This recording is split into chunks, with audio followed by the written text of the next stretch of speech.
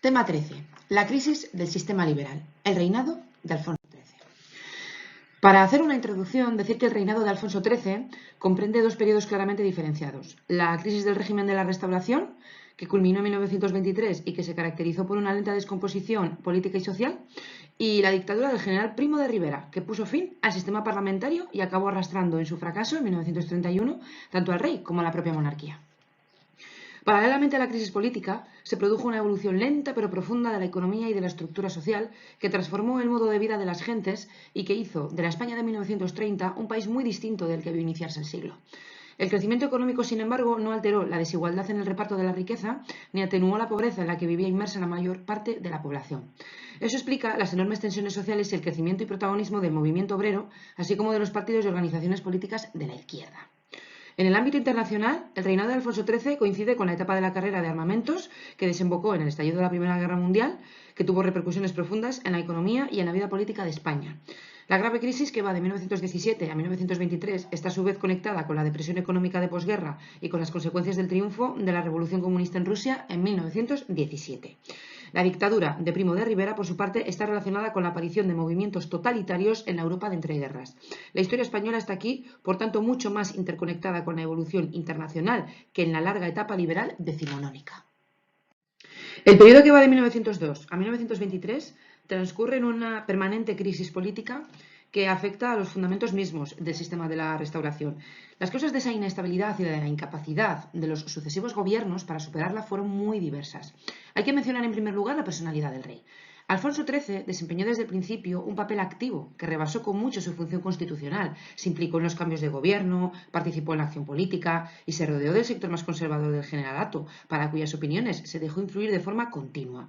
Su actitud de apoyo a la dictadura sería decisiva para el descrédito final en que cayó la monarquía. Una segunda causa fue la división de los partidos del turno, provocada por la desaparición de los dirigentes históricos y las luchas entre los nuevos políticos emergentes por el control de sus grupos. Además, ni liberales ni conservadores tuvieron líderes ni programas claros, capaces de poner al día sus partidos. El progresivo debilitamiento del caciquismo restó eficacia al falseamiento electoral. Las denuncias de los regeneracionistas obligaron a limitar las manipulaciones en las zonas agrarias. Además, el mayor peso del voto de las ciudades, donde apenas era posible el fraude, fue poco a poco restando influencia a la corrupción política. Como resultado, las mayorías de las Cortes fueron precarias. Al fraccionamiento parlamentario contribuyó la aparición y el crecimiento de otros partidos políticos. Socialistas, radicales, republicanos y nacionalistas incrementaron cada vez más su fuerza electoral. Desde 1917 ningún partido era capaz de formar gobierno por sí solo, lo que llevó a recurrir a los gabinetes de concentración. A lo largo del reinado, una serie de grandes problemas marcaron la vida política. El primero de ellos fue el aumento de las luchas sociales. En su origen está en la mayor conciencia de clases de obreros y campesinos y el aumento de su capacidad de movilización. Ante las demandas obreras, la acción de los gobiernos fue escasa y las posiciones cada vez más enfrentadas entre patronos y trabajadores hicieron más agudos los conflictos. El segundo gran problema fue la reaparición de la cuestión religiosa, al agudizarse las denuncias de sectores progresistas sobre el dominio que la Iglesia ejercía sobre la enseñanza y por el aumento significativo del número de religiosos. Socialistas, republicanos y un sector significativo del Partido Liberal reclamaron que se recortara su poder, que se limitara el número de congregaciones y que se regulara el matrimonio civil. El anticlericalismo se fue extendiendo en gran parte de la opinión pública urbana y sobre todo entre las clases populares. En tercer lugar, resurgió el llamado problema militar. La guerra de 1898 había demostrado la degradación de las Fuerzas Armadas, en las que sobraban oficiales y jefes y faltaban recursos materiales. A un estamento militar herido, que atribuía toda la responsabilidad de la derrota a los políticos y que reivindicaba la vuelta al papel protagonista que el ejército había desempeñado antaño, se enfrentaban sectores antimilitaristas y una prensa liberal hostil que acusaba a los militares de la derrota. La cristalización del movimiento nacionalista fue percibida desde los partidos de turno como otro gran problema.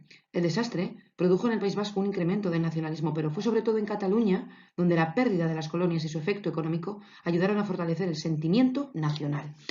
Para los políticos conservadores y para los militares, sin embargo, nacionalismo equivalía a separatismo y a riesgo de disgregación de la patria. Por último, hay que mencionar el problema de Marruecos.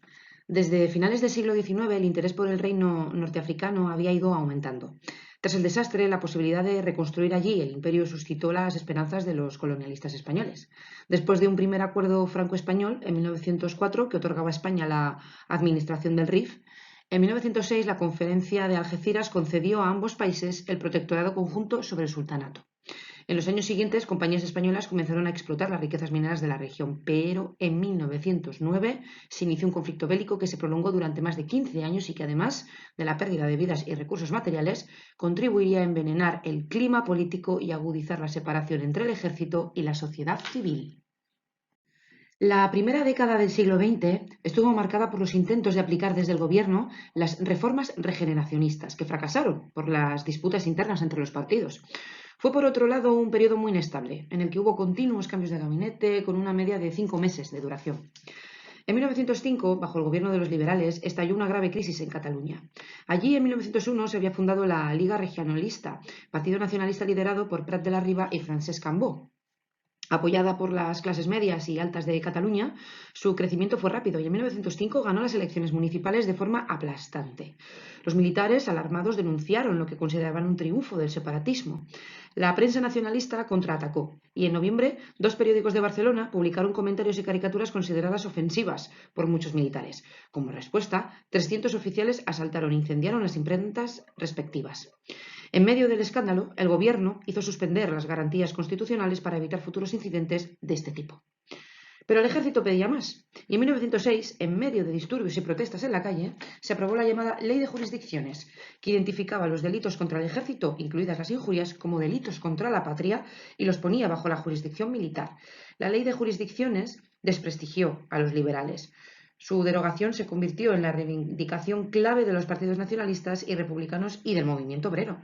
Ayudó además a unir a las principales fuerzas nacionalistas catalanas, desde carlistas a republicanos, en Solidaritat Catalana, una plataforma que en 1907 obtuvo una contundente victoria electoral que hizo desaparecer casi por completo a los partidos liberal y conservador en Cataluña. En enero de 1907, el rey nombró jefe de gobierno a Antonio Maura, líder del Partido Conservador.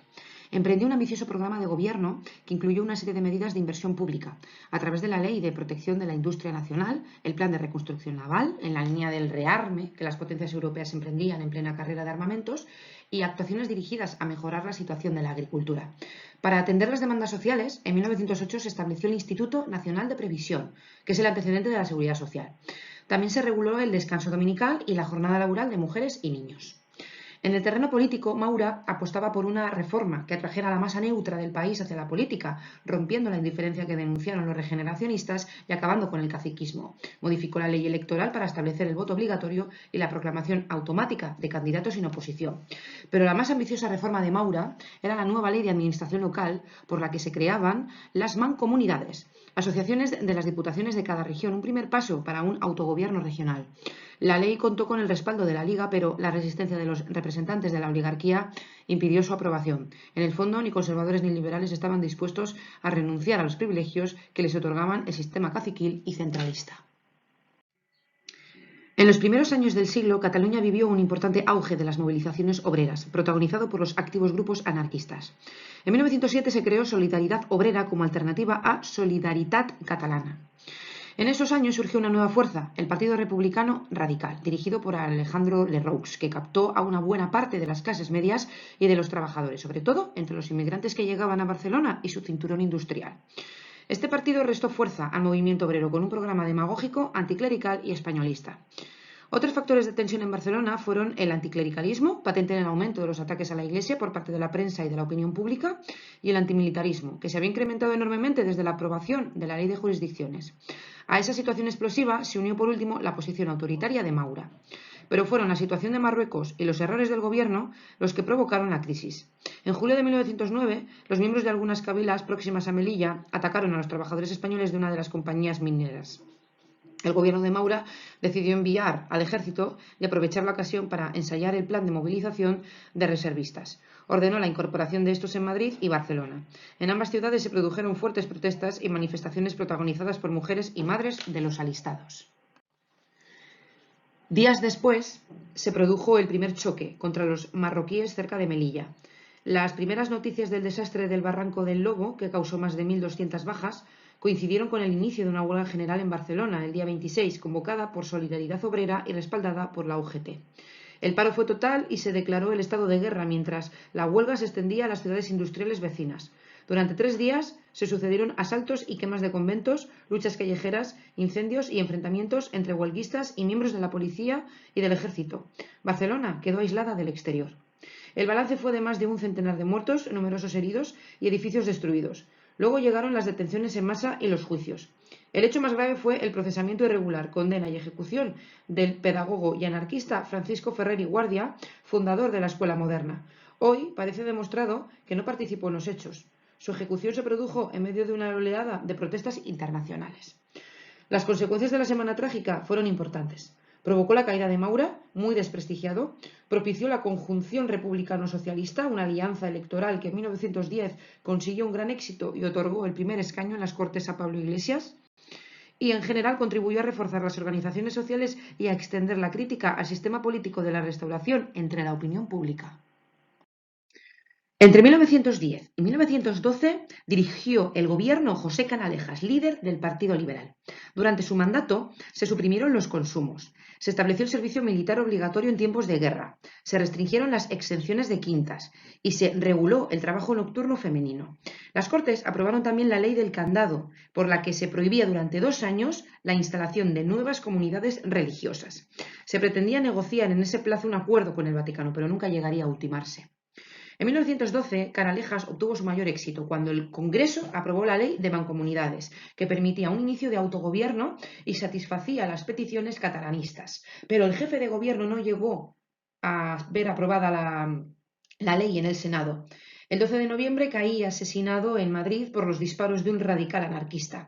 Con su muerte se iniciaría una etapa de crisis permanente en los 2 partidos del turno. El estallido de la Primera Guerra Mundial, en agosto de 1914, fue seguido de una declaración de neutralidad del gobierno español que obtuvo un respaldo prácticamente generalizado. Al aislacionismo que había caracterizado a la política española desde hacía más de un siglo, se unía la conciencia de la propia debilidad diplomática, económica y militar.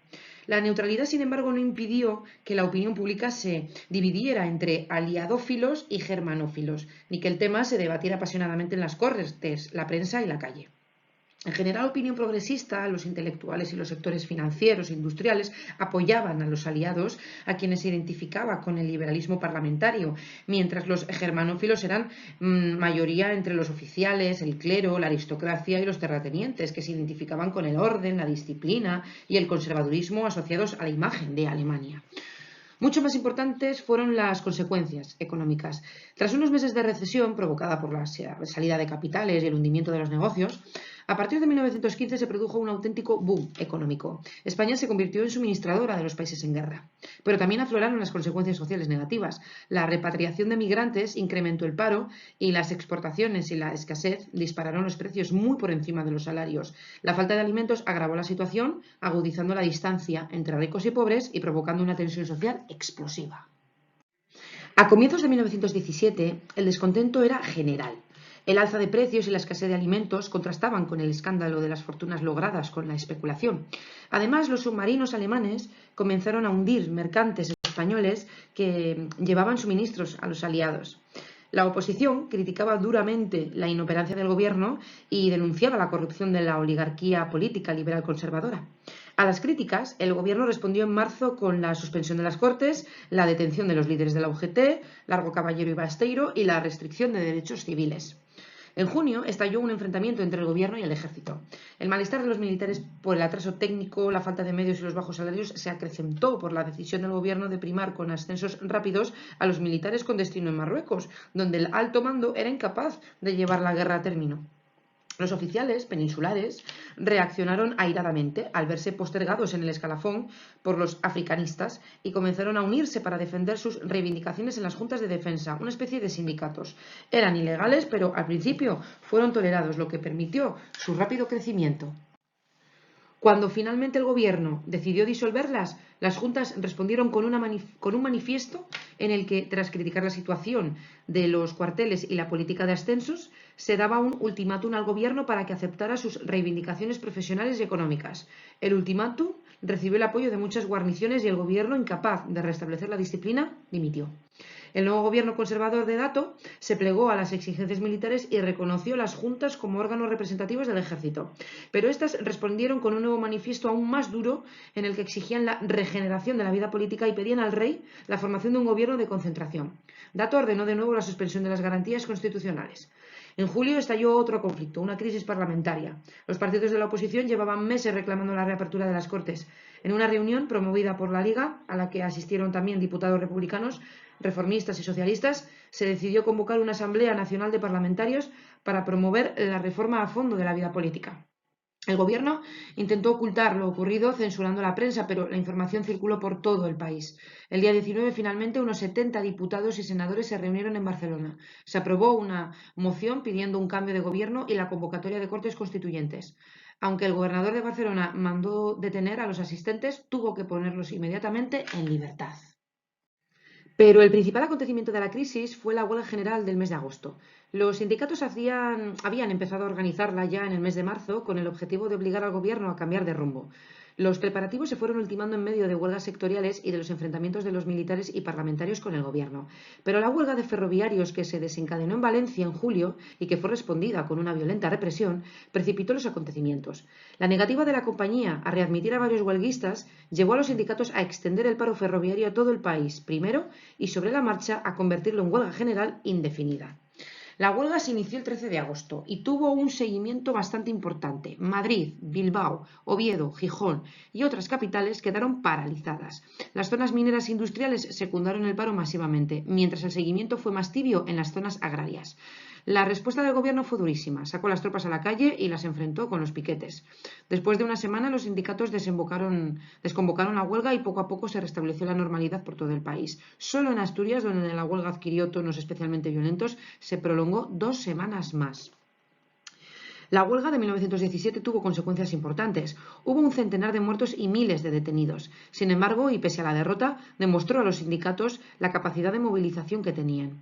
Por otro lado, llevó a las juntas de defensa, ante la amenaza al orden social, a reaccionar en favor de la represión y a abandonar sus peticiones reformistas. En tercer lugar, agudizó la crisis política. En octubre, Dato dimitió y se formó un frágil gobierno de coalición. La participación de la Liga en él, además, desactivó la Asamblea de los Parlamentarios. A partir de 1918 y hasta 1923 se sucedieron 11 gobiernos, respaldados por minorías mediante difíciles equilibrios de partido y cada vez más débiles. Mientras, la situación económica y social se fue agravando. El fin de la guerra europea trajo consigo la contracción de pedidos, el cierre de fábricas y los despidos. En consecuencia, aumentó la conflictividad social y se multiplicó el número de huelgas.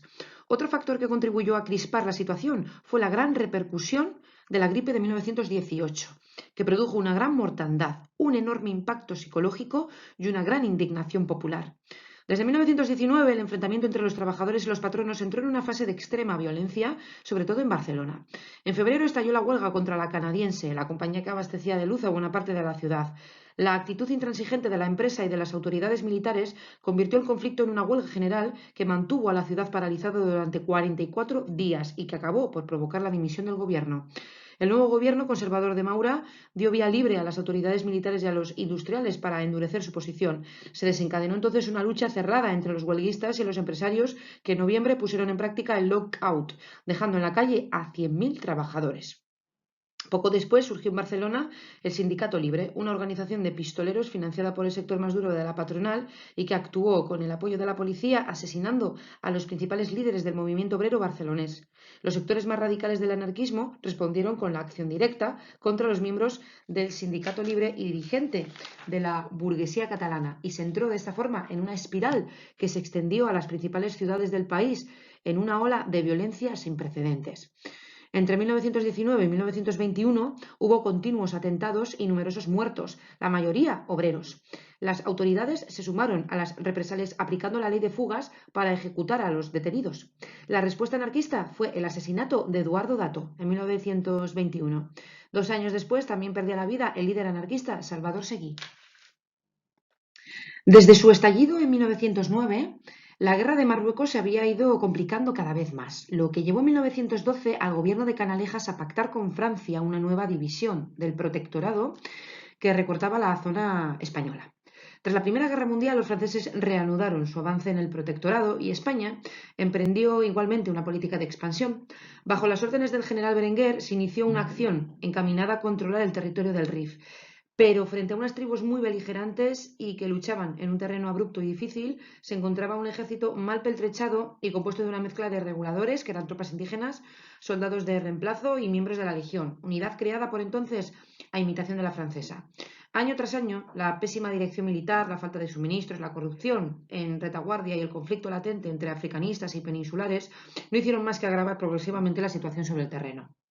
En el verano de 1921, una acción mal planificada desde la comandancia de Melilla por el general Fernández Silvestre permitió al líder guerrillero de Rif, Abdelkrim, atacar las posiciones defensivas por tropas mal agrupadas y preparadas que huyeron precipitadamente sin que los mandos supieran afrontar la situación. La huida desencadenó una matanza, el desastre de Anual, que supuso la pérdida de 13.000 vidas, incluida la de Fernández Silvestre. Anual se convirtió en un serio revés para el ejército y para los sucesivos gobiernos. A la impopularidad de la guerra marroquí, vista por la opinión pública como una sangría inútil y carísima, se unieron ahora las voces que reclamaban responsabilidad por la derrota. El expediente fue instruido por el general Picasso. Las compañías que explotaban los recursos mineros con importantes intereses en la región y el gobierno puesto a ahondar en la investigación entorpecieron su trabajo. Aún así se hallaron negligencias graves. El PSOE y los republicanos se beneficiaron de sus críticas en las Cortes y su popularidad aumentó al defender el abandono de Marruecos. El golpe de Estado, que en septiembre de 1923 acabó con el régimen constitucional, tuvo causas muy diversas. En primer lugar estaban las consecuencias de Anual. El ejército pedía más medios para vengar la humillación sufrida y varios jefes militares se sumaron al golpe por la negativa del gobierno de aumentar los presupuestos de guerra. Tampoco les agradó la disolución de las juntas decretada en 1922. Además, el expediente Picasso provocó el rechazo del estamento militar y los grupos más derechistas de las Cortes. Había indicios de responsabilidad del general Berenguer y la izquierda acusaba al propio rey por instigar imprudentemente a Silvestre. Por si fuera poco, buena parte de la opinión pública pedía el fin de la guerra. El auge del nacionalismo en Cataluña y el País Vasco era visto con recelo entre la derecha conservadora, pese a que la posición de la Liga y del PNV no era nada radical. La división de los partidos conservador y liberal y el ascenso de socialistas y republicanos también alarmaban a la oligarquía y a los militares.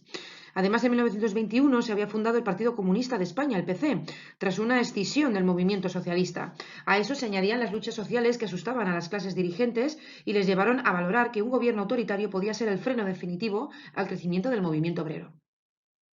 Las clases medias, desengañadas del régimen y exacerbadas por la corrupción política, el alza de precios y la cuestión marroquí presionaban en el mismo sentido. La prensa de izquierdas y de derechas coincidía en una crítica permanente al gobierno y a los partidos del turno. Una dictadura militar era para la derecha una posible solución a la permanente inestabilidad política. Para los propios militares era además la única forma de paralizar el expediente Picasso y eso fue el factor determinante para llevar adelante el golpe. El 12 de septiembre, Primo de Rivera, capitán general de Cataluña y cabeza de la conspiración, se sublevó contra el gobierno. Pese a la oposición y el intento de reacción de este, el golpe triunfó gracias al silencio primero y al apoyo más tarde de Alfonso XIII, que acabó encargando al general formar gobierno. Aunque Primo de Rivera se presentó al país a través de un manifiesto con un proyecto de regeneración, un paréntesis de curación de los males del país, las primeras medidas se encaminaron a establecer una férrea dictadura militar. Primo de Rivera se convirtió en ministro único, asesorado por un directorio militar.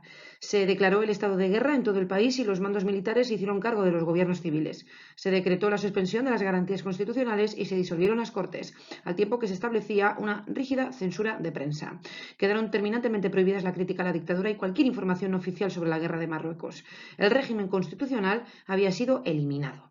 Pese a todo ello, en los primeros meses el dictador tuvo bastante respaldo popular. Además, apenas había habido oposición al golpe y los sindicatos y los partidos de la izquierda se mantuvieron a la expectativa. Primo de Rivera había acabado con los viejos partidos y el Parlamento.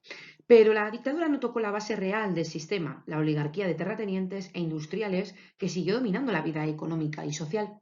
El gobierno de Primo de Rivera sí intentó, no obstante, introducir algunos cambios, como el Estatuto Municipal de 1924, que buscaba aumentar la autonomía de los municipios. En la práctica, sin embargo, los gobernadores provinciales continuaron controlando la vida local. Respecto a Cataluña, Primo de Rivera prohibió el uso del himno y de la bandera catalanas y restringió el uso del catalán al ámbito privado. La mancomunidad fue languideciendo y se reprimieron las manifestaciones culturales y políticas del catalanismo. Con el fin de crear un cauce para quienes querían apoyarle, Primo de Rivera decidió en abril de 1924 unificar desde arriba a los distintos grupos de apoyo que habían surgido después del golpe en los círculos católicos y conservadores. Surgió así un partido único a semejanza del modelo italiano, la Unión Patriótica, que fue puesto bajo la dirección de un militar. El orden público fue otra de las obsesiones de Primo de Rivera, para quien el movimiento obrero y la delincuencia eran una misma cosa. Se dictaron instrucciones terminantes a los gobiernos civiles para reprimir cualquier tipo de manifestación o protesta. Sin duda, el gran éxito del directorio militar fue poner fin a la guerra de Marruecos. Curiosamente, Primo de Rivera era al principio partidario de abandonar la guerra y negociar. Por eso, en 1924, tras dictar una amnistía que acababa con el problema de las responsabilidades, redujo los efectivos en Marruecos y ordenó una retirada parcial. Su posición provocó una reacción airada y hostil de los africanistas, que estuvieron al borde de la insubordinación. Pero en 1925 Abdelkrim invadió la zona del protectorado francés. La respuesta fue el desembarco de Alhucemas, una operación conjunta franco-española que desmoronó la resistencia de las kabilas. A mediados de 1926, Abdelkrim se entregó a los franceses. La guerra había terminado y la victoria colocaba a Primo de Rivera en la cumbre de su popularidad, al tiempo que le reconciliaba con los militares. A finales de 1925, Primo de Rivera decidió la sustitución del directorio militar por un gobierno civil. Para institucionalizar la dictadura se convocó en 1927 una Asamblea Nacional Consultiva, formada en su mayoría por miembros de la Unión Patriótica, elegidos mediante sufragio restringido. Era una copia del Gran Consejo Fascista italiano. Se le encargó la elaboración de una especie de constitución, aunque el proyecto que se presentó finalmente no satisfizo a nadie, por lo que no llegó a entrar en vigor. Organizó un Estado sin soberanía nacional ni división de poderes y muy autoritario. Al final, tanto la Asamblea Nacional como la Unión Patriótica demostraron ser un fracaso, ni obtuvieron respaldo popular ni podían ser una salida legal a la dictadura. Otro aspecto en el que la dictadura imitó el modelo italiano fue la política social. Se creó un Consejo Nacional del Trabajo y se aprobó una serie de leyes sobre contratos de trabajo, accidentes, subsidios para familias numerosas y seguro de maternidad. También se puso en marcha la Organización Corporativa del Trabajo, una especie de sindicato oficial que pretendía regular la negociación de los convenios. Primo de Rivera incluso invitó a Largo Caballero, líder de la UGT, a integrarse en el Consejo. La oposición al régimen abarcó un amplio espectro político. Muchos dirigentes liberales y conservadores se negaron a colaborar con el dictador y exigieron a Alfonso XIII al restablecimiento de la Constitución y la convocatoria de elecciones. La negativa del rey llevó a muchos a apartarse de la actividad política. Los republicanos comenzaron a organizarse. También la izquierda obrera empezó a reaccionar, sobre todo desde 1927, cuando el inmovilismo del sistema y el desgaste de la monarquía empezaron a cansar a la opinión pública. Por su parte, la mayoría de los intelectuales se sumó igualmente a las críticas. Dentro del ejército fue creciendo también el descontento. Las rivalidades personales, las arbitrariedades del Primo de Rivera en los ascensos y la oposición de los sectores más liberales del ejército vinieron a agriar el ambiente en los cuarteles. Al final de la dictadura eran muchos los oficiales dispuestos a conspirar contra Primo de Rivera. En 1929 el descontento comenzó a manifestarse de forma masiva en las manifestaciones estudiantiles. Los universitarios se organizaron en la Federación Universitaria Escolar, FUE, y se convirtieron en la punta de lanza de las protestas. De nada sirvió el cierre de la Universidad de Madrid, decretado por el gobierno. Más tarde se produjo una intentona de sublevación militar y, con el régimen ya tambaleándose, en octubre se desencadenó el crack de la bolsa de Wall Street. A finales del año, una oleada de huelgas sacudió el país, al tiempo que la peseta se derrumbaba. Finalmente, el 27 de enero de 1930, Alfonso XIII, consciente del rechazo que suscitaba el dictador, aceptó la dimisión de Primo de Rivera. Alfonso XIII nombró jefe de gobierno al general Berenguer. Su objetivo declarado era la vuelta al régimen constitucional, como si nada hubiera ocurrido a partir de 1923.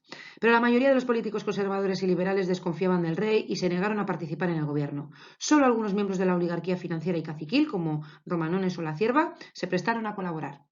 La lentitud con que se restablecieron las libertades constitucionales y la falta de plazos concretos para la vuelta al régimen parlamentario fueron minando el poco prestigio del nuevo gobierno, al que la prensa calificó de dicta blanda. Además, el gobierno no supo afrontar la situación económica, cada vez peor conforme se deterioraba la economía mundial. El resultado fue que la producción se hundió más, aumentó el paro y creció la exasperación tanto de los industriales como de los obreros.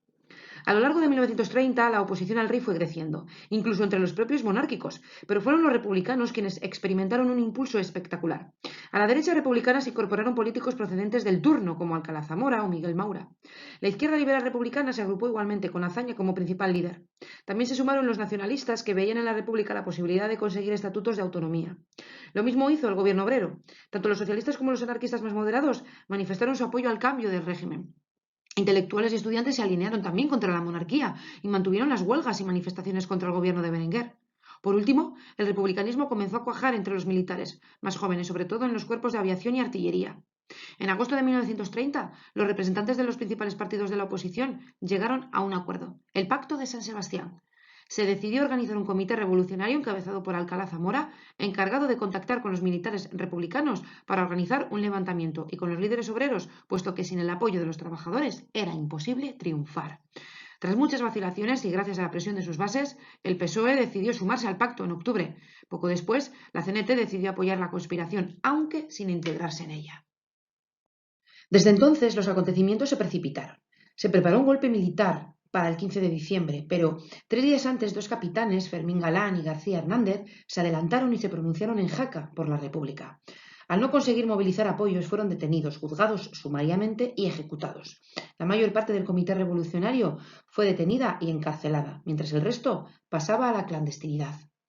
Mientras se instruían los procesos por la sublevación, los sindicatos y la FUE, que era la Federación Universitaria Escolar, desataron una oleada de movilizaciones. En enero y febrero la opinión pública giró claramente en favor de la oposición. Varios intelectuales publicaron un manifiesto de apoyo a la República, a lo que respondió el gobierno restableciendo la censura. Berenguer anunció su decisión de convocar elecciones e intentó promover un partido monárquico para ganarlas, pero muy pocos estaban dispuestos a colaborar con el rey. Finalmente, consciente de que ya nada podía hacer, Berenguer presentó su dimisión el 14 de febrero. El nuevo jefe de gobierno, el almirante Aznar, convocó elecciones municipales para el 12 de abril. Semanas después, el tribunal que juzgaba a los miembros del Comité Revolucionario impuso condenas muy leves al admitir el argumento de la defensa de que se sublevaban contra una dictadura y no contra la Constitución. Los acusados fueron puestos en libertad ante el escándalo de la prensa monárquica. El 12 de abril se celebraron las elecciones municipales. Nadie esperaba un cambio radical porque se veía solo como un sondeo ante las legislativas posteriores, pero sus resultados, mucho más favorables a la opción republicana de lo esperado, desencadenaron en pocas horas la abdicación del rey y la proclamación de la Segunda República. En 1900, España era un país agrario, con una población compuesta en sus 2/3 por campesinos que vivían en condiciones de miseria, fruto de una agricultura atrasada. Esta situación no cambió en lo sustancial a lo largo de las primeras décadas del siglo. Sí hubo, sin embargo, cambios significativos en el sector industrial. Creció la producción minera y siderúrgica y se desarrollaron nuevos sectores. Entre las nuevas industrias destacó el sector eléctrico. Al principio fueron compañías de origen extranjero, pero pronto fueron los capitales vascos quienes tomaron el relevo y promovieron sus propias empresas. Se localizaron en las grandes ciudades y gracias al enorme potencial hidroeléctrico del país, los costes se redujeron y el negocio creció rápidamente. En 1920, el consumo de energía hidroeléctrica suponía ya el 40% del total, haciendo retroceder al carbón como fuente energética básica. La difusión de la energía eléctrica permitió también la transformación tecnológica de la metalurgia y la aparición de sectores nuevos como la industria cementera, con las empresas catalanas y vascas, y el sector químico en manos de empresas extranjeras principalmente.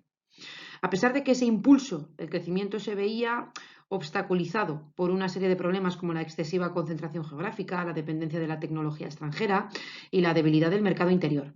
El capital industrial además estaba en manos de un reducido número de familias que formaban una auténtica oligarquía respaldada por la política proteccionista de los gobiernos. En los primeros años de siglo, los gobiernos liberales llevaron a cabo una política de saneamiento de las finanzas públicas. El Ministerio de Hacienda impuso una reducción de los intereses de la deuda, limitó los gastos del Estado y aumentó los impuestos. El resultado fue un ciclo de 9 años, de 1900 a 1909, de presupuestos con superávit, algo hasta entonces inédito en la historia de España. Eso permitió la política de inversiones industriales del gobierno de Maura y aunque el estallido de la guerra de Marruecos volvió a forzar el gasto, el saneamiento de la hacienda fue tal que sus consecuencias se mantuvieron hasta los años 20. En cuanto a la actividad bancaria, una ley de 1899 transformó al Banco de España en una institución al servicio de la política monetaria y de la banca privada, en vez de servir como hasta entonces para tapar los agujeros de la hacienda. El banco pasó a controlar la emisión de billetes, lo que permitió limitar la inflación y conseguir la estabilización de la peseta, básica para el comercio exterior. En este clima de estabilidad se fundaron algunos de los principales bancos del futuro, como los de Bilbao, Vizcaya, Mercantil de Santander, Hispanoamericano, fundado con capitales repatriados de Cuba, o el Español de Crédito. Los nuevos bancos orientaron su actuación a captar el pequeño ahorro a través de una extensa red de sucursales para invertirlo en la industria. La banca se concentró básicamente en Madrid y en el País Vasco. Superado el impacto negativo inicial que hizo caer las bolsas, la Gran Guerra desencadenó un auténtico boom económico. Hubo en primer lugar un crecimiento considerable de la producción y de las exportaciones de materias primas, carbón y manufacturas. La causa era doble: la desaparición de la competencia extranjera de los países en guerra y la enorme demanda que estos mismos países generaron para su abastecimiento. El crecimiento se notó sobre todo en el sector textil, en la minería del carbón, la siderurgia y la industria química, pero también en la producción de cereales. Hubo asimismo un espectacular desarrollo de la construcción naval y del transporte marítimo. También la banca aprovechó el momento para expandir el crédito y financiar el crecimiento. Como consecuencia de todo ello se produjo un claro superávit de la balanza comercial y un notable incremento de los beneficios empresariales. Otra consecuencia fue la cancelación de la deuda española con el exterior.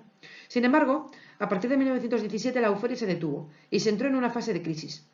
El agotamiento de los beligerantes y más tarde el fin de la guerra provocaron el estancamiento de la demanda. Además, la guerra también había traído consecuencias negativas. Las exportaciones generaron escasez de alimentos y de materias primas, lo que se tradujo en una inflación altísima, que a su vez presionó sobre los salarios de los trabajadores.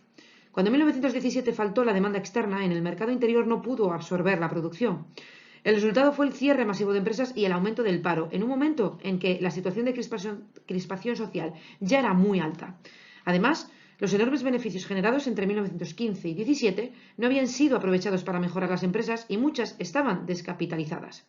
A pesar de todo, la Primera Guerra Mundial sí dejó algunas mejoras económicas. Sectores como el siderúrgico o el químico se modernizaron. Otros pasaron a ser nacionales al retirarse los capitales extranjeros, como ocurrió con la minería o los ferrocarriles. Los cambios permitieron a estas industrias afrontar la crisis de posguerra. En cambio, otros sectores como el textil, la agricultura o la minería, que no se habían modernizado, acusaron mucho más la depresión del periodo 1918 a 1923. Durante el periodo que va de 1918 a 1923, la crisis económica se mantuvo, con su secuencia de caída de la producción, presión a la baja de los salarios, cierre de fábricas, minas y navieras y aumento del paro. La depresión fue el telón de fondo de la crisis política que llevó al golpe de Estado de 1923. Desde 1924, sin embargo, comenzó a llegar la masiva ayuda norteamericana para la reconstrucción europea. Se inició así un quinquenio de euforia económica mundial que también benefició a la economía española. Se recuperó la producción en los sectores industriales básicos, como la química, siderometalurgia, electricidad, cemento, carbón, y en menor grado en la agricultura. La estabilidad en el empleo y en los salarios explica, por otra parte, la escasa conflictividad del periodo, lo que contribuyó al crecimiento económico y a la consolidación de la dictadura. De hecho, el gobierno de Primo de Rivera aprovechó la bonanza económica para emprender una ambiciosa política de inversiones en infraestructuras. De aquellos años datan el primer plan de carreteras y la creación de la Confederación Hidrográficas. También se invirtió en la red ferroviaria y se nacionalizaron las líneas, fundándose la Renfe. Se establecieron el monopolio de petróleos como Camsa y la compañía telefónica, esta última con predominio accionarial de la ITT norteamericana. En conjunto, sin embargo, la política económica de la dictadura fue más bien una acción de imagen, paternalista, que no atacó los auténticos problemas del país. Es verdad que las inversiones realizadas fueron importantes para el futuro, pero se hicieron a costa de un gran derroche.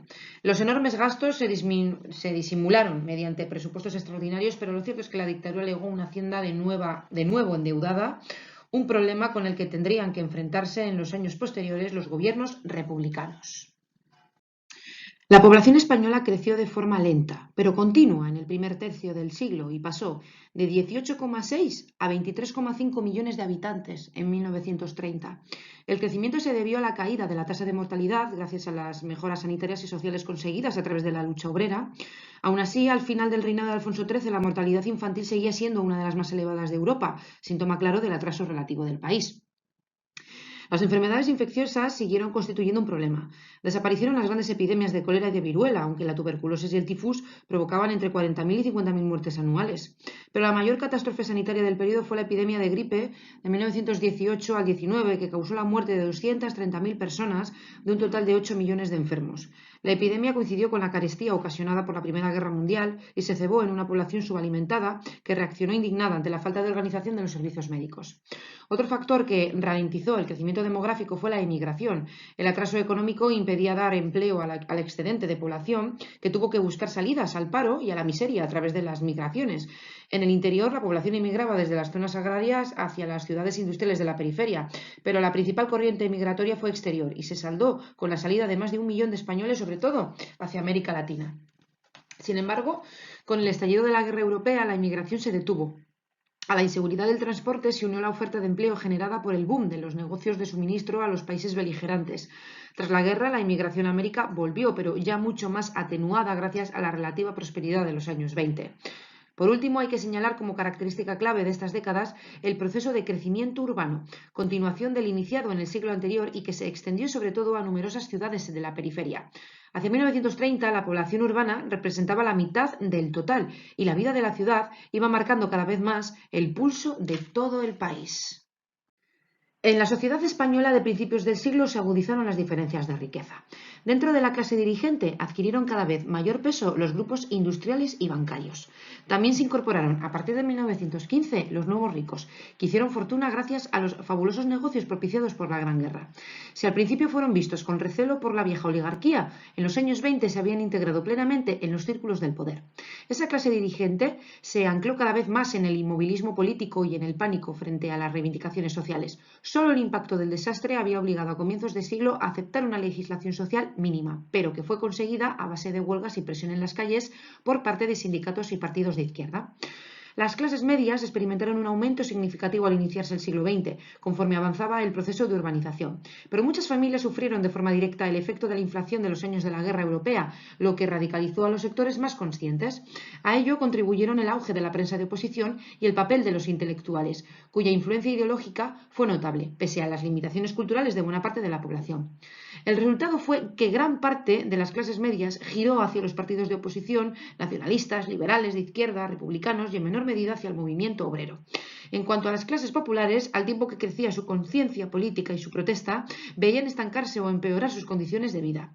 El campesinado, especialmente, vivía en una situación de miseria permanente provocada por los bajos salarios y el paro estacional, mientras en ambas mesetas la única salida era la emigración. En Andalucía y Extremadura, los jornaleros optaron por la movilización.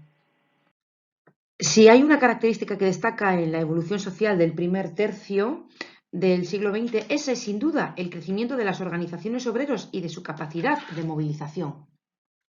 Este proceso arranca de la Guerra de Cuba, cuando los dirigentes socialistas encabezaron la oposición a la guerra y a las quintas, pero sobre todo fue la oleada continua de huelgas a partir de 1902, muchas de ellas ganadas a la patronal, lo que llevó a los trabajadores a afiliarse a los sindicatos socialistas y anarquistas. El protagonismo del movimiento socialista continuó con la oposición a la ley de jurisdicciones y su participación en la huelga que desembocó en la Semana Trágica.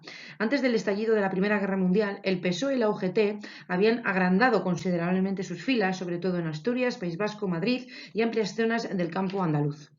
Los sindicatos anarquistas habían sido duramente perseguidos bajo el pretexto de los atentados de la década de 1890. A pesar de ello, su implantación creció en los primeros años del siglo en Cataluña, Aragón, Levante y Andalucía. Tras su papel protagonista en las huelgas de la Semana Trágica, en 1910 se convocó un congreso en Barcelona y de él salió la decisión de crear la Confederación Nacional del Trabajo, la CNT.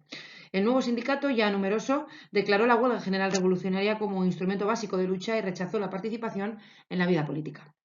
La otra vía de asociación obrera eran los sindicatos católicos. Funcionaron más como cooperativas que como asociaciones reivindicativas y arraigaron sobre todo en las regiones del norte, del minifundio y de la pequeña propiedad campesina.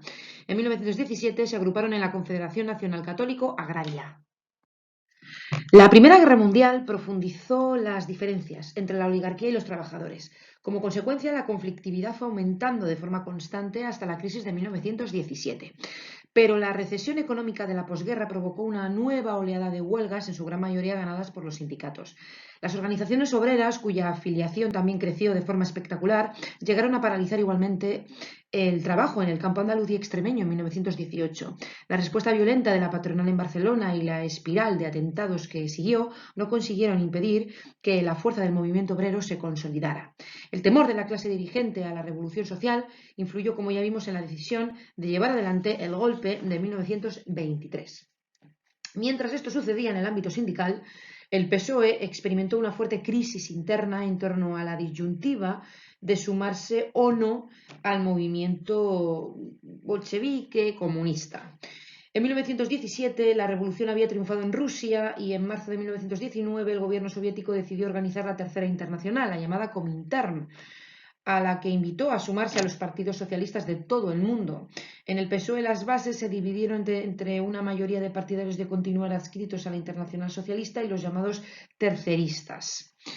Se decidió entonces enviar una comisión a la URSS. El informe de Fernando de los Ríos denunció la falta de libertad del sistema bolchevique e inclinó definitivamente la opinión del partido. Los terceristas abandonaron el PSOE y en 1921 fundaron el Partido Comunista de España, el PC, sección española de la Internacional Comunista.